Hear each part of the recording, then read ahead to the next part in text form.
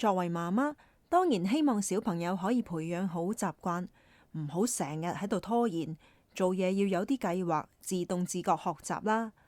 但係要改變習慣，梗係唔係話佢一兩句就做得到。咁我哋家長又可以點樣幫小朋友呢？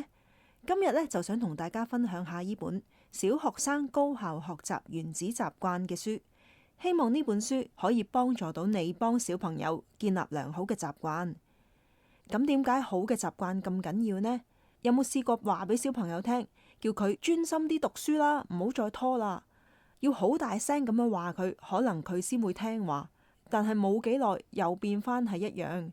其實問題唔係佢哋唔想做得好，而係唔知點樣開始，堅持唔到。呢本小學生高效學習原子習慣呢，就係專門為小學生設計嘅。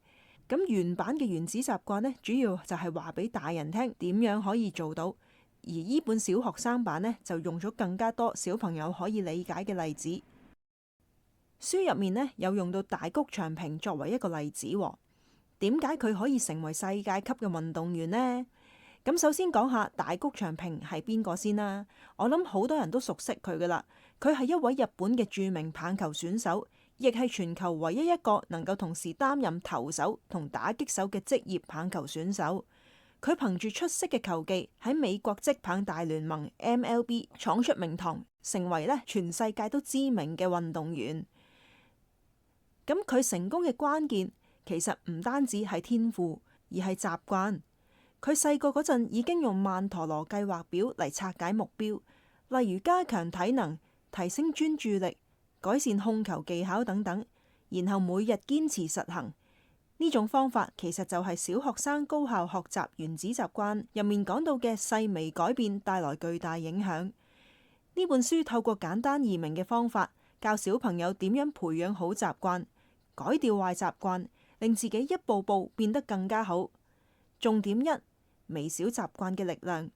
呢本書最核心嘅概念就係1% 改變理論。如果每日進步1%，一年之後就會變強37倍。相反，如果每日退步1%，就會越嚟越差啦。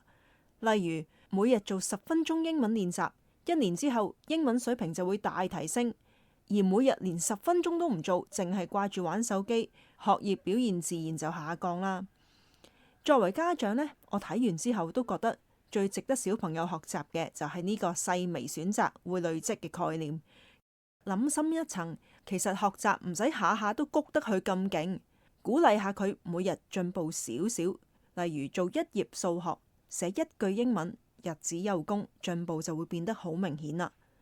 重點二係點樣養成好習慣？書入面提供咗一個打造好習慣4步法，簡單易行。第一，讓學習明顯，將目標具體化，例如每日瞓覺之前讀10頁書，而唔係我要睇多啲書。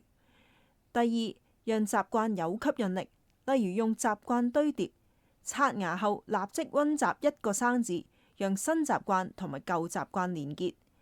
第三，讓習慣簡單，開始時設定容易做到嘅步驟，例如每日寫一句英文，避免一開始要求太高導致放棄。4. 讓習慣有滿足感，例如設立獎勵系統啦，完成1星期好習慣就可以睇1個鐘最中意嘅卡通片。其實好多時小朋友都唔係唔想培養好習慣，但係就覺得太難開始，無從入手，或者冇辦法堅持落去。咁我就覺得習慣堆疊呢個方法就好好啦。例如沖完涼之後就做5分鐘數學，咁樣去提醒小朋友去學習，慢慢就會培養到呢個習慣噶啦。小朋友亦都更加容易堅持。重點3，點樣改壞習慣？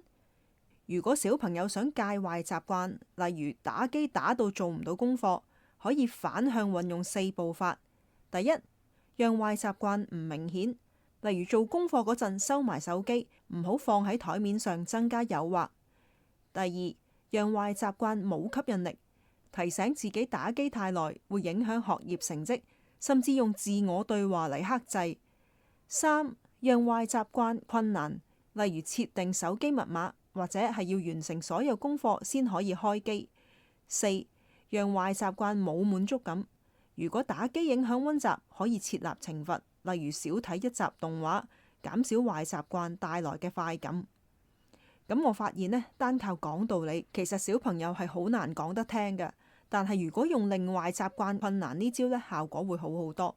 例如放學返屋企，我哋會將手機先收起，等小朋友做完功課先可以用。久而久之，佢哋就會自然習慣先完成學業，先再玩啦。咁但係當然就要同小朋友好好咁樣傾，設立規條講清楚啦。小學生高效學習原子習慣話俾我哋聽，成功唔係一日之間發生，而係由每日嘅細微選擇累積而成。無論係學業、運動，甚至人際關係，只要學識管理習慣，就可以慢慢變得更加好啦。